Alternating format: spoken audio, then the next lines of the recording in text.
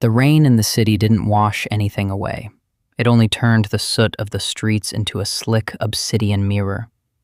Lamar, known to the city as the Bastion, lay against the rusted brick of an alleyway wall. His custom weave suit, once a symbol of impenetrable strength, was shredded at the ribs.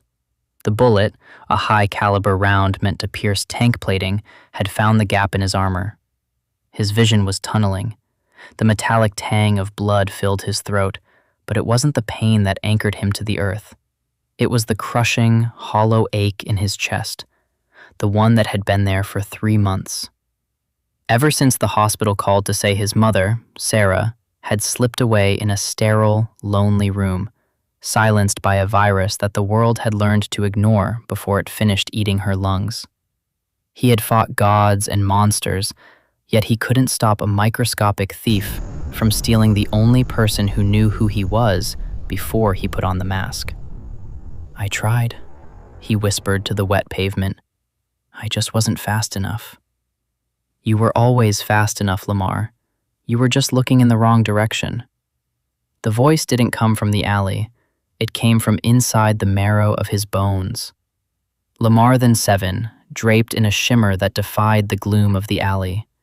Its skin held the deep, rich hue of a moonless night, and its eyes, large, luminous, and terrifyingly ancient, held the weight of eons.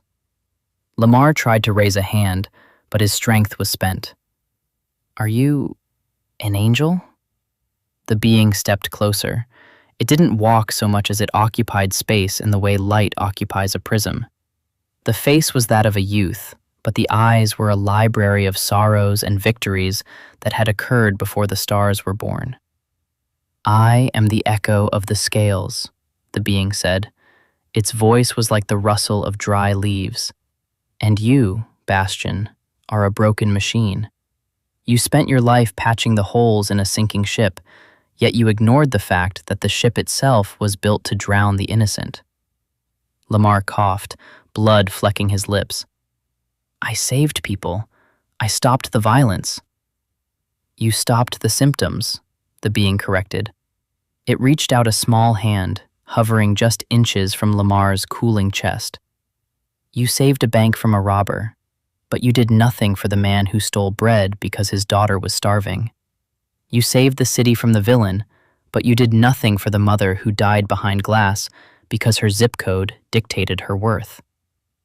The being's gaze drifted to the space beside Lamar, as if seeing a ghost. "You grieve Sarah because the world chose to let her vanish.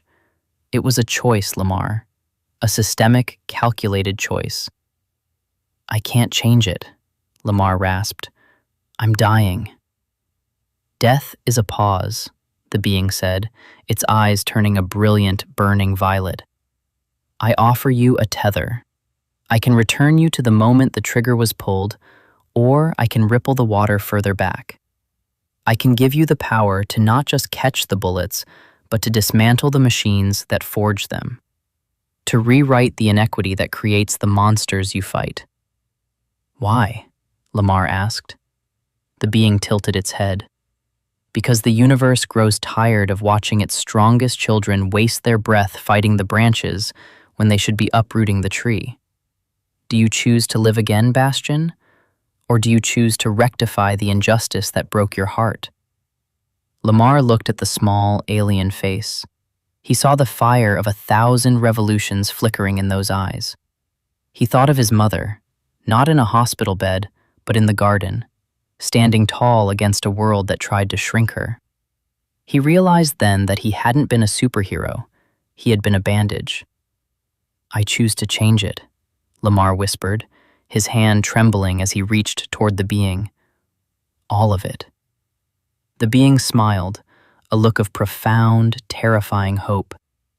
The alleyway dissolved into white light, and the cold metal of the bullet reversed its path, retreating from his ribs as if the laws of physics were being rewritten by a steady, compassionate hand.